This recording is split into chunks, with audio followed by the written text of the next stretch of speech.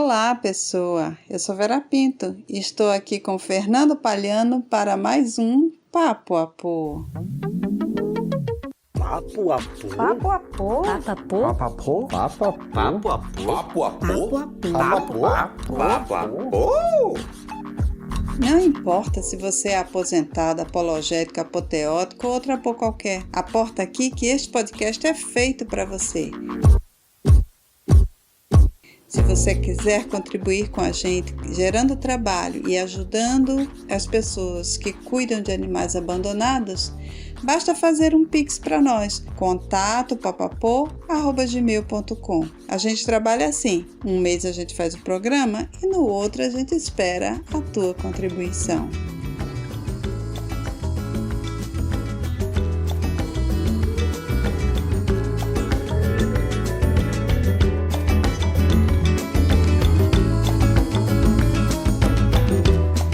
A gente até tinha programado o segundo programa com outro tema, mas as pessoas ficaram muito curiosas, e eu confesso que eu também, naquela fala de Fernando Palhano no programa 1 de que ele estava traumatizado.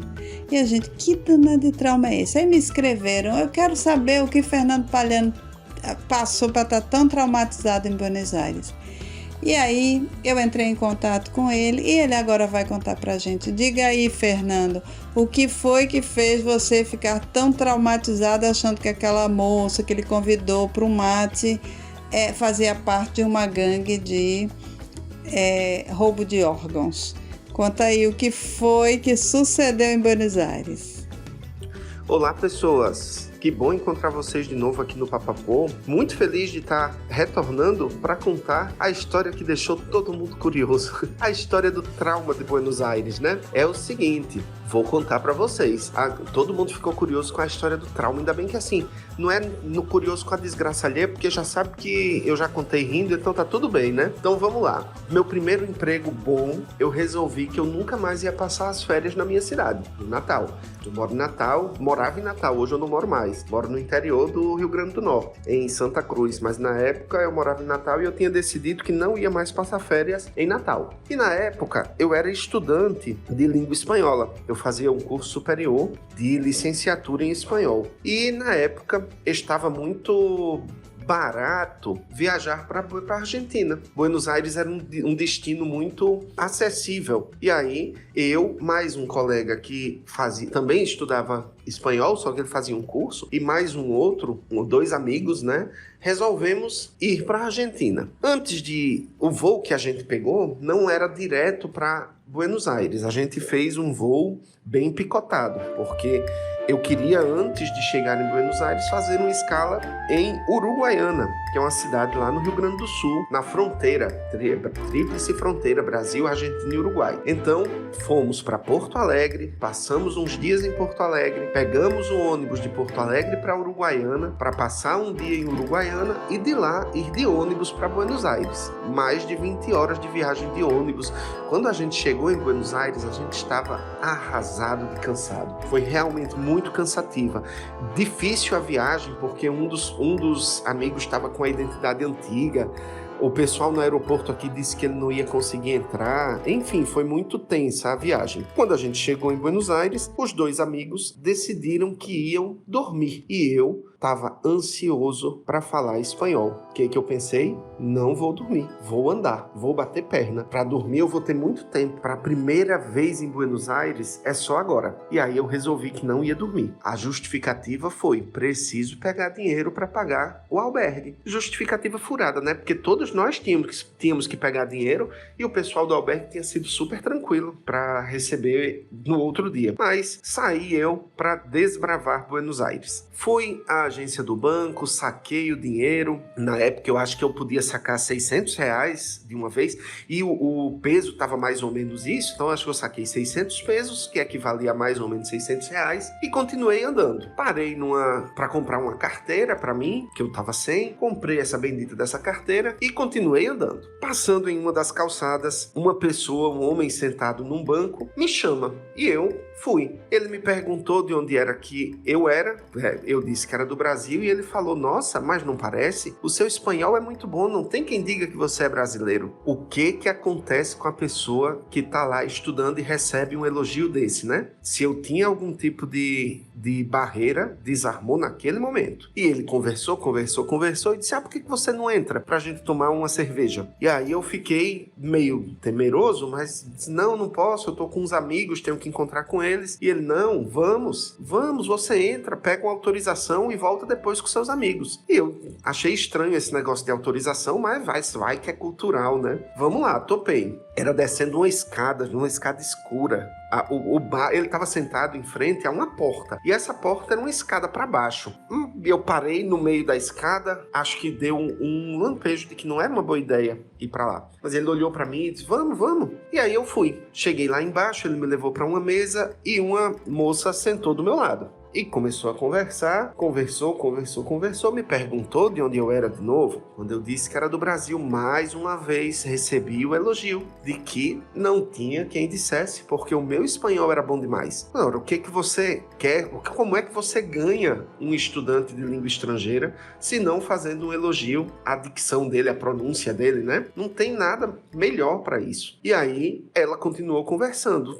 Lá para as tantas, essa moça bateu palma. E aí chegou uma outra moça. E eu esperando a autorização. E lá para um pouquinho depois ela bateu palma de novo. E aí chegou uma bandeja. Uma outra pessoa, e aí eu não me lembro se era um homem ou se era uma mulher, vai trazendo uma bandeja com 3 copos. O meu copo era metade do tamanho do copo das moças. E aí quando chegou esse copo, eu disse, não, querida, não posso ficar não. Eu tô com uns amigos me esperando, eu entrei só pra pegar uma autorização. E aí ela fala, tá, então eu vou chamar fulana, que imagino que era a gerente, a dona, não sei, e você se justifica. E aí eu estranhei. Como assim justifica, meu Deus? Eu só quero ir embora. Justificar o quê? E aí fulana chegou. E quando ela chegou, ela veio, como a gente fala, virada no giraia. Ela veio braba pra cima de mim. E disse, não, quer ir embora? Vai embora, mas você vai ter que pagar tanto. E eu não me lembro quanto era. E aí eu falava, de jeito nenhum. Eu não fiz nada, eu não consumi nada, eu não queria estar aqui. Não vou pagar. Ela, vai pagar. Vai pagar sim. Vai pagar.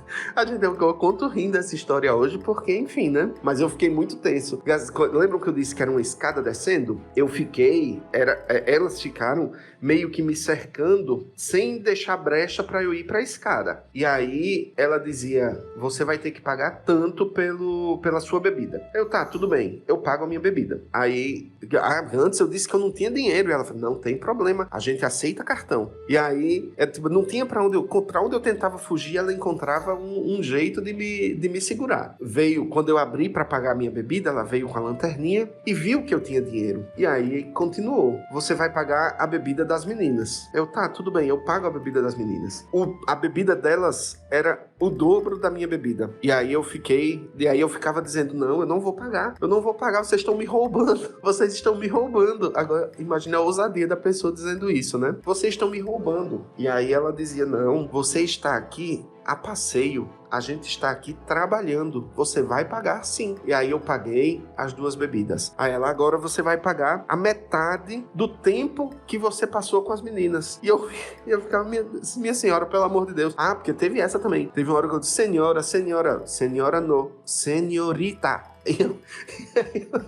E aí eu fiquei, meu Deus do céu, e agora eu tô sendo roubado e ainda tenho que ter aula de cortesia. E aí eu paguei, enfim, levaram praticamente meu dinheiro todo, me deixaram com quase nada. Quando eu terminei de pagar, ela disse, muito bem, agora eu convido você a tomar uma cerveja conosco. Eu não quero cerveja, eu só quero ir embora. E aí a menina que chegou primeiro pra conversar comigo me veio com um papelzinho rosa. Eu tinha esse papelzinho até pouquíssimo tempo, com um número, e ela disse, tá, a sua autorização tá aqui. Da próxima vez que você vier, você não precisa pagar nada mais. E eu, poxa vida, porque eu já paguei tudo que eu podia pagar agora, né? E aí eu saí e foi bem tenso, mas no caminho pro albergue, eu ainda encontrei um movimento, uma passeata, e eu não tenho a menor ideia do que era. Mas aí eu senti que eu estava em Buenos Aires e eu fui para dentro da passeata. Os outros dias foram meio sofridos, né? Porque você fica pensando o que você deveria ter feito para não cair naquela situação. Depois que caiu, o que você poderia ter feito para fugir dela? Mas eu tinha a nítida sensação que se eu tivesse tentado fugir, tinha acontecido alguma coisa muito ruim mesmo. No fim das contas, foi melhor ter deixado meu dinheiro por lá. Essa sua história é sensacional e nos faz pensar em muitas coisas. Primeiro, assim, os cuidados que a gente tem que ter quando a gente está viajando, quando a gente encontra uma pessoa muito solícita, muito agradável, uma pessoa assim no meio da rua, do nada, né? A gente tem que pensar duas vezes, observar bem o ambiente, que essa sua história poderia ter tido um final pior, né? Felizmente você só perdeu dinheiro. Vera, você está completamente certa no seu raciocínio, mas eu vou ser poliana agora, porque de fato a gente precisa ter o olho sempre muito aberto, a gente não pode bobear em nenhum momento, especialmente quando a gente está num lugar que a gente não conhece, mas a gente não pode deixar de acreditar também que existem pessoas boas no mundo, como a Florência, da história da semana passada, do episódio passado, né? E lá em Buenos Aires mesmo, foi um lugar onde eu percebi muito isso. Nessa viagem que eu fiz, eles têm, eu nem sei se ainda tem, porque agora todo mundo tem mapa no telefone, né? Mas a primeira vez que eu fui para lá não tinha tanto GPS ainda, então eles tinham um livrinho chamado Guiate, que tenha todo o mapa da cidade e por trás todas as linhas de ônibus que você pegava para ir para determinado canto. Quando você estava na rua e abria esse guia, brotava um argentino do seu lado para perguntar para onde você queria ir, para lhe ensinar como fazer para chegar. As pessoas ainda existe muita gente solícita de verdade no mundo. E eu acho que a gente precisa ficar sempre de olho aberto, mas acreditando que pessoas boas podem aparecer no nosso caminho. E na hora que essas pessoas boas de verdade aparecem, a gente precisa... O olho aberto serve para a gente reconhecer também a hora que essas pessoas chegam perto da gente, né?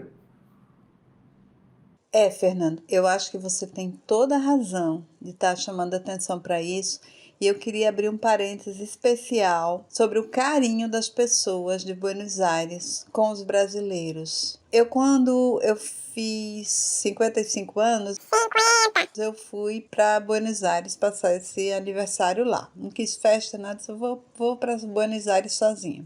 Eu estava num lugar, né, que esses bares que tem as cadeiras na calçada e tal. E eu tava lá e tava tocando Tim Maia. Aí eu falei com o dono, né, que tava me atendendo. Eu disse, você gosta de música brasileira e tal? Ele disse que eu adorava música brasileira e tal. Eu disse, poxa, eu tô tão feliz porque hoje é meu aniversário. Eu tô aqui nesse lugar, ouvindo música brasileira, você, né, assim, gostando do Brasil. Como eu tô feliz de estar aqui. Menino, depois que eu comi, esse homem veio lá de dentro com um pedaço de torta, uma vela e o filho dele com um champanhe. E eles não me cobraram por isso, cantaram parabéns para mim. Eu fiquei assim, eu não acreditava no que estava acontecendo. E realmente eu sempre fui muito bem tratada em Buenos Aires. É uma cidade que eu, como você, sei que eu vou voltar muitas vezes, porque eu gosto muito de Buenos Aires. E você tem toda a razão.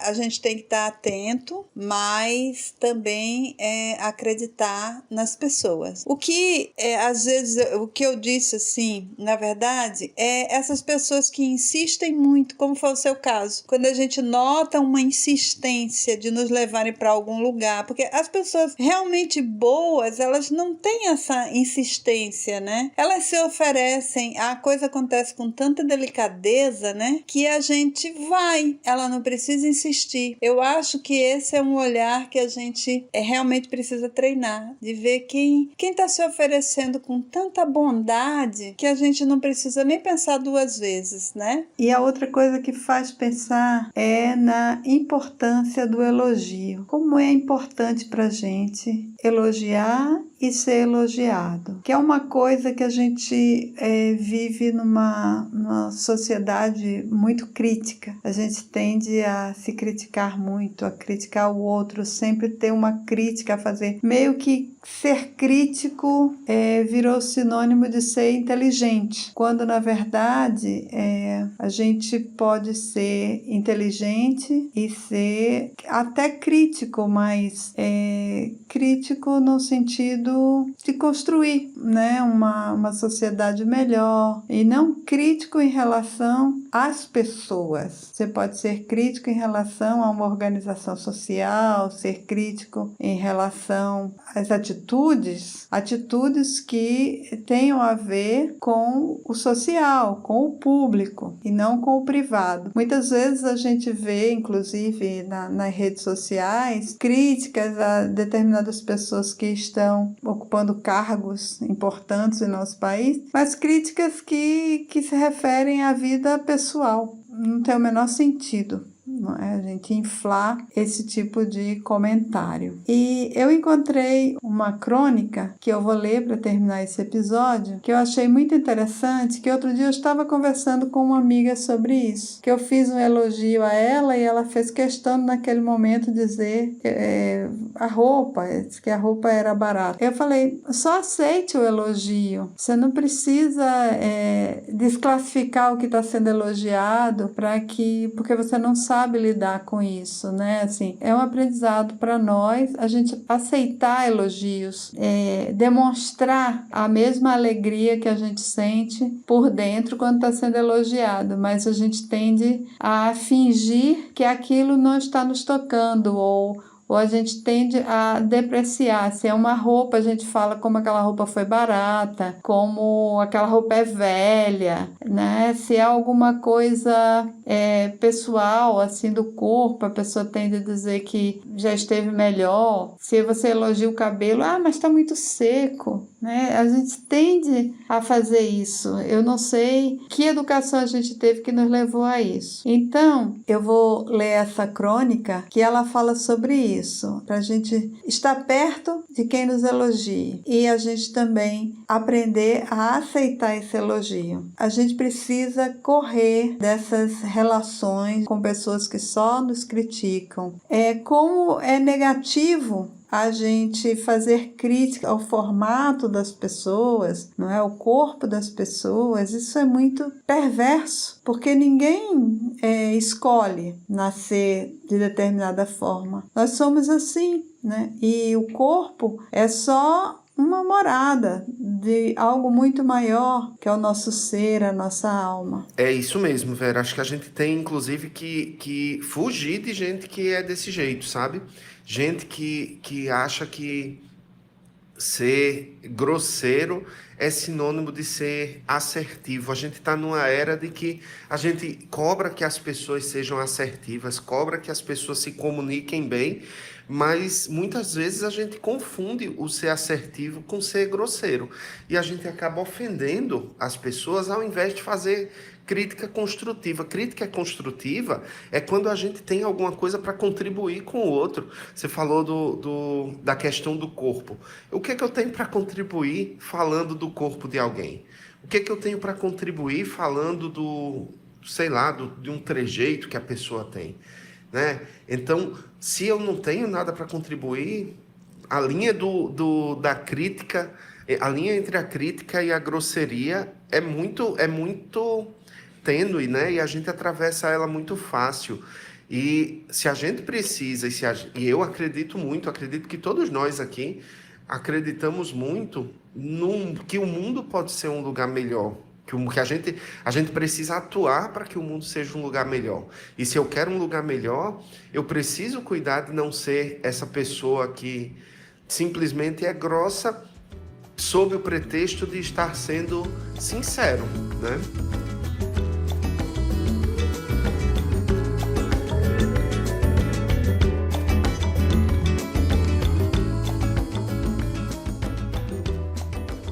Então, a gente vai terminando com a leitura dessa crônica e a gente espera você no próximo episódio. Beijinhos!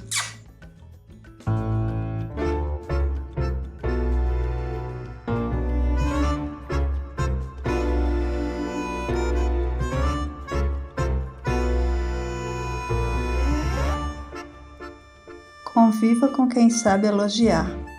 Patrícia Librens, no blog crônicasdecategoria.com.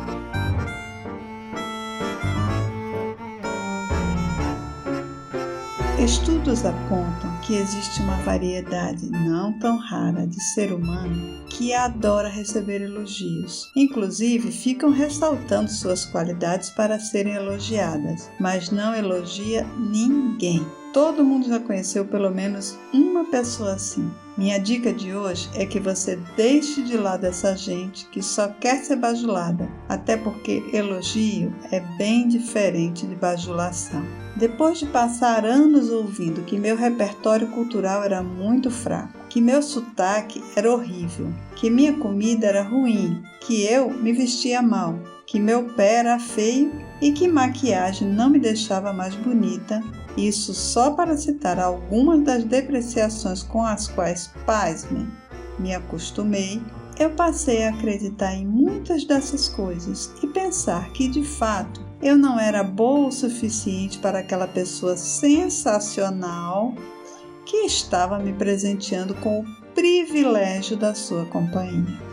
O fato é que a gente tem muito mais facilidade em crer nas coisas ruins que nos dizem do que em aceitar os elogios que recebemos.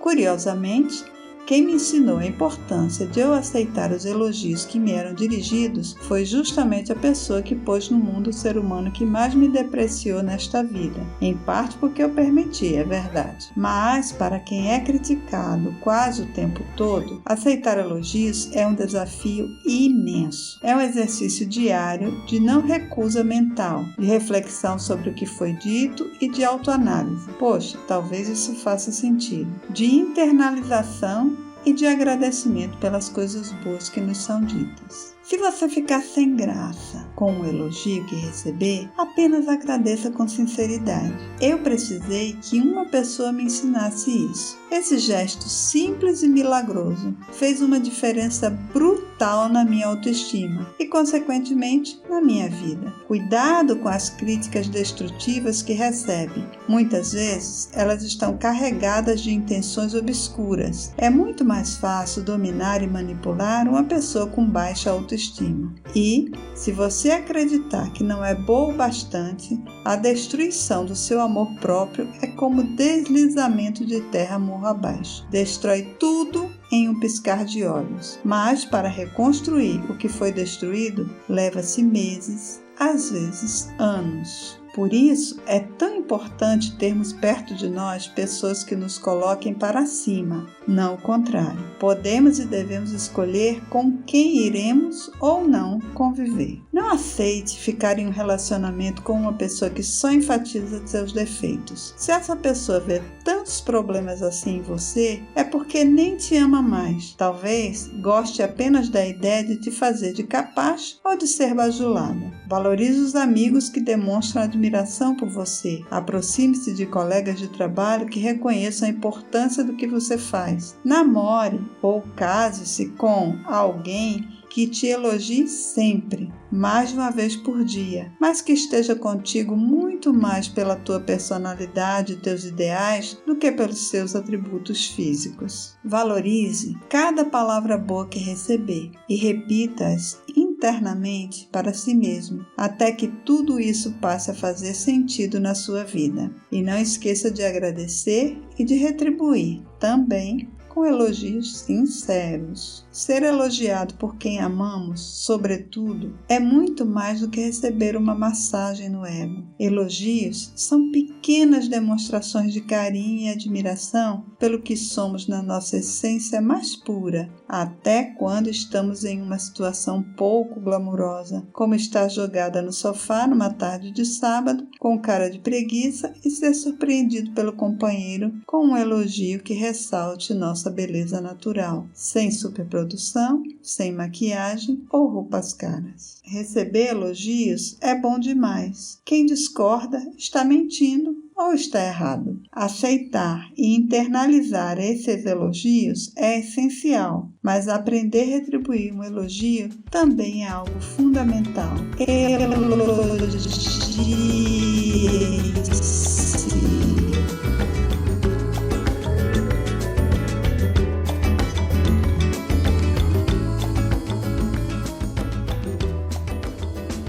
Então é isso, pessoas, depois dessa crônica deliciosa, a gente vai ficando por aqui, esperando vocês no próximo Papo a Pô.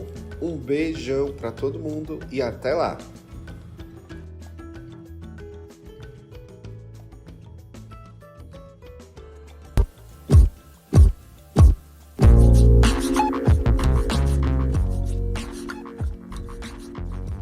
O Papapô é um projeto sem fins lucrativos, nascido durante a pandemia, para levar veganismo, arte e ciência até você. Nossa equipe é formada por Natália Araújo, que faz a coordenação digital e o design de nosso Instagram. Priscila Simas, que edita os vídeos do nosso YouTube e também é assistente de produção. A Hanna Neri, que é nossa editora freelancer, e a Fátima Araújo, Fernando Palhano, Gineta Murinho, Elrio Costa e eu, Vera Pinto, somos a equipe que elabora os roteiros e faz a apresentação. A edição de hoje foi por minha conta. Se você puder contribuir com a gente, é só depositar a quantia que desejar em nosso Pix, contato@papapô@gmail.com. Você estará gerando trabalho para jovens mulheres e cuidando dos animais abandonados, porque 30% do que você doa é para eles. Fernando Palhano e eu fizemos o episódio de hoje com muito carinho e alegria e é dedicado à nossa ouvinte Ingrid Bezerra, que foi a mais curiosa sobre a história do Fernando, traumatizado. Você já sabe, a gente está falando de viagem nessa temporada. Viagem de todo tipo, física, mental e espiritual. Se você quiser viajar com a gente, é só escrever para nós no Instagram ou para o nosso e-mail, contato@papapô@gmail.com. Conta pra gente uma história de viagem tua, pessoa. Se quiser com a tua voz, a gente coloca teu vozeirão ou tua vozinha aqui com todo gosto. Se você for uma pessoa encabulada, escreve e a gente lê. Se for mais encabulada ainda, conta pra gente que a gente conta rapidinho pro mundo todo. E se você quiser, a gente nem dá o teu nome. Vem papear com a gente, pessoa. As músicas e os efeitos sonoros deste episódio foram retirados do site freesound.org e da biblioteca de áudios do YouTube. A pandemia tá passando, mas a gente segue querendo entrar em teus ouvidos e acreditando que a máscara segue no teu rostinho, né, pessoa? Vamos cuidar de todo mundo e todo mundo cuidar da gente. O Papapô é gravado em casa para manter o distanciamento social e preservar a vida. Papo a Pô. Papo a Pô. Papo a Pô. Papo a Pô. Papo a Pô, yes.